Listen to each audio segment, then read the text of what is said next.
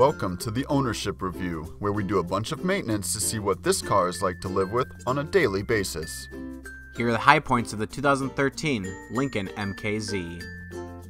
The Bluetooth is easy to connect, as there are easy to follow steps in the electronic menu for connecting your phone. The components of the spare tire are easily accessible in the rear of the vehicle. This keeps the tire and jack kit ready to go in case of emergency. Changing the engine air filter is no problem, as you only have to disengage a few fasteners for access to the filter. These fasteners are easy to disengage. Not everything is perfect. Here are the pain points. Accessing the petcock for a coolant drain can be difficult, as you will have to use tools as you contend with gravity to complete.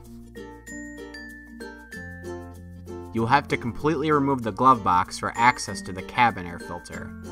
This will require many tools to complete many steps, and would have been easier if there are designated panels in the rear of the glove box for access. This vehicle does not come equipped with a transmission fluid dipstick. You will have to take your car into a dealer in order to check the fluid level. Overall, the 2013 Lincoln MKZ is a relatively difficult car to maintain, but shouldn't be too hard for someone experienced in vehicle maintenance.